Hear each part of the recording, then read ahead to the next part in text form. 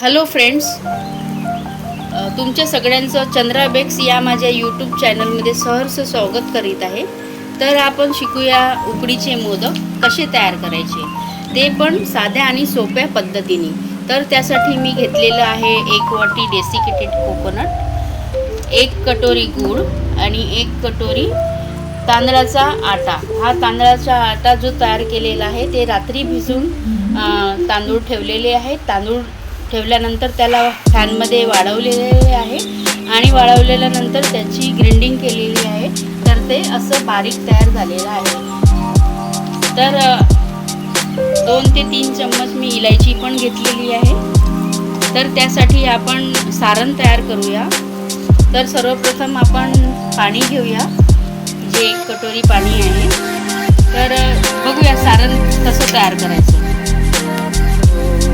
यामध्ये मी 1 कटोरी पाणी घेतलेलं आहे. त्यात मी गूळ ॲड करत आहे आणि हे गूळ मेल्ट होऊ द्यायचं पाण्यामध्ये व्यवस्थित, जेणेकरून गुळाची कोणतीही गुठली राहणार नाही.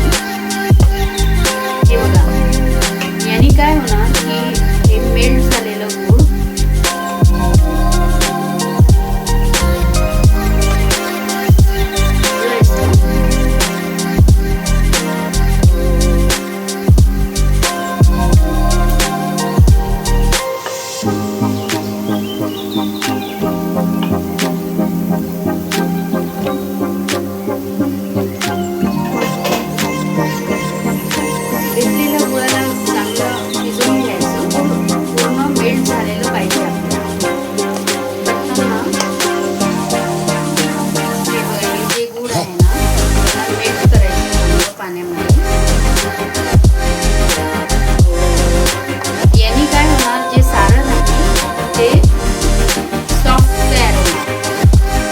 ते हाताला मऊ लागणार.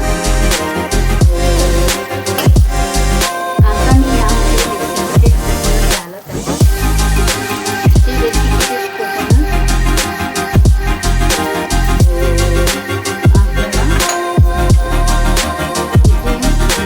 चांगल्या पद्धतीने फिरवून घ्यायचं आहे.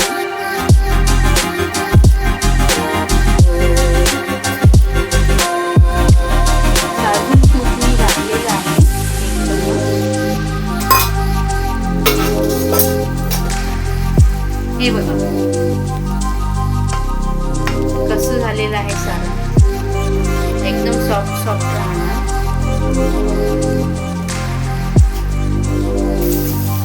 हे बघा, आता इथे कोकोनट, डेसिकेटेड कोकोनट चांगलं भाजलेलं आहे आणि ते मिक्स झालेलं आहे.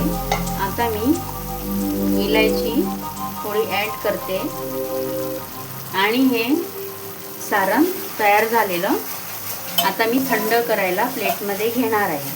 हे बघू शकता तुम्ही की सारण किती सॉफ्ट झालेलं आहे. हे बघा, आणि हे थंड झाल्यानंतर एकदम सॉफ्ट होणार आहे. हे बघू शकता तुम्ही कसं आहे.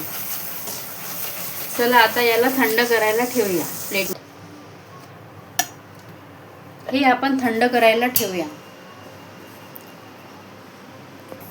आता तांदळाची उकडपिंडी तयार करणार आहे. त्यासाठी मी 1 कटोरी पाणी घेतलेलं आहे. हे चांगलं गरम होऊ द्या.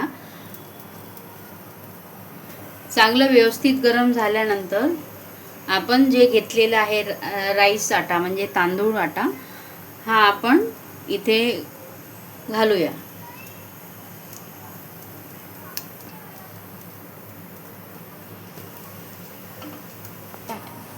तुम्ही बघू शकता पाणी उकडलेलं आहे. आता मी याच्यामध्ये राईस आटा घालणार आहे. हे बघा, याला चांगलं फिरवून घ्यायचं.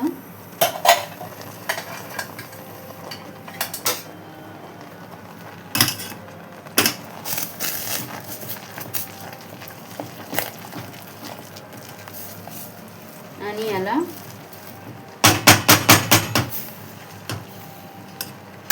थोडा वेळ वाफेवर ठेवून देऊया आणि गॅस बंद करूया. हे बघा, आता मी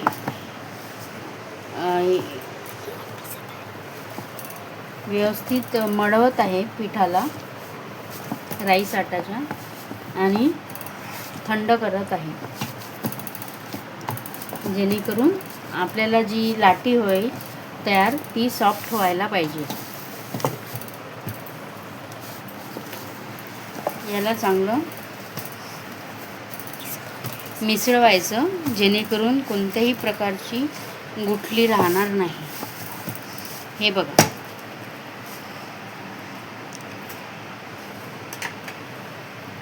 याला व्यवस्थित काढून घेऊया.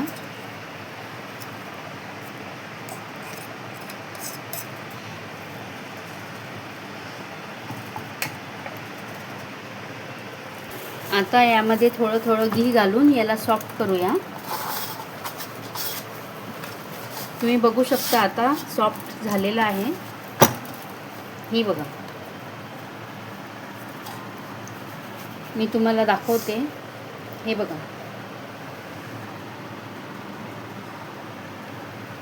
परत एकदा बघा दुसरं. हे बघा,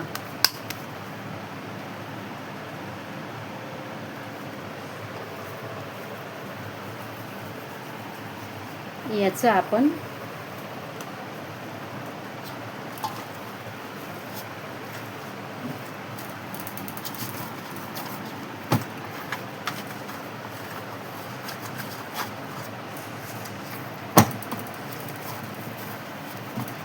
बघू शकता तुम्ही किती सॉफ्ट झालेली आहे. ही बघा. आता यामध्ये आपण सारण भरूया. सारण पण बघू शकता तुम्ही कशा पद्धतीने सॉफ्ट झालेलं आहे. मोदक बनवायला एक ट्रिक लागतं आणि या ट्रिकमध्ये काय करायचं की हे मी घेतलेलं आहे सारण.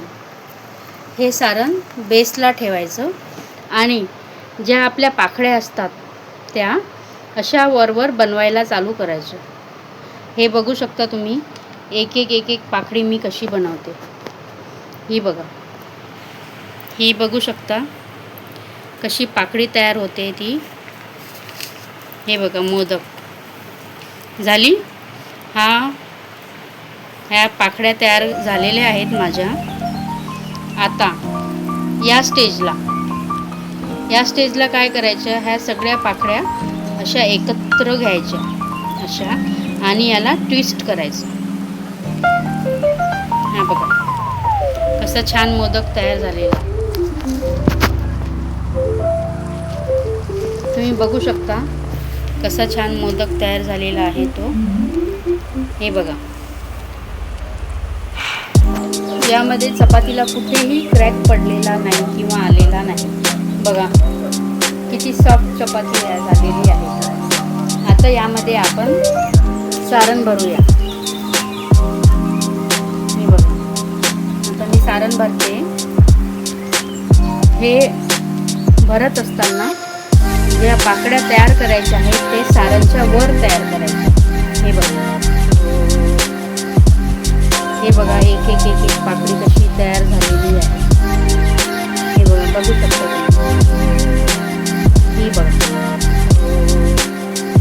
आणि ह्या पाकळ्या सुरुवातीपासून घ्यायच्या, घालून घ्यायच्या.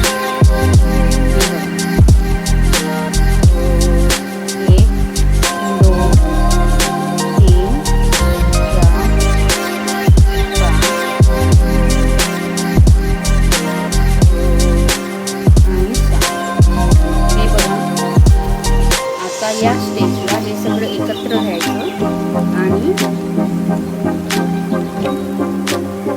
असा मोदक तयार करायचा.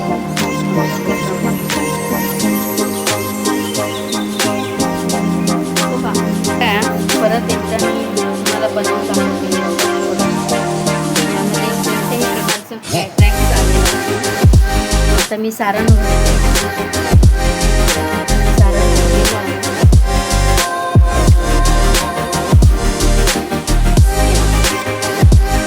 ज्या मी पाकळ्या तयार करायच्या आहेत त्या पाकळ्या त्याच्या वर तयार करायच्या.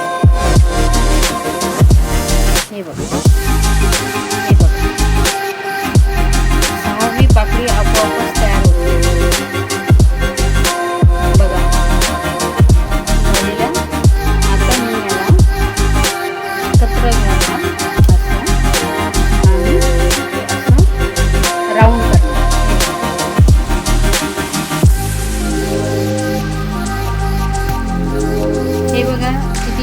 मोदक तयार झालेले आहेत. आता याला आपण स्टीम देऊया 5 ते 10 मिनिटांसाठी. बघू शकता तुम्ही स्टीम करायला लावलेले आहे 5 ते 10 मिनिटांसाठी. मित्रांनो, तुम्ही बघू शकता हे मोदक कसे झाले आहे. अगर तुम्हाला पण हे मोदक बनवायचे आहे सुंदर आणि शुभ, तर मग तुम्ही हे व्हिडिओ बघू शकता. कृपया आमचे चॅनलला लाईक किया आणि शेअर करा आणि सबस्क्राईब करा आमचे चॅनलला. आणि कॉमेंटमध्ये सांगा की आपले हे मोदक कसे झाले आहे. बाय.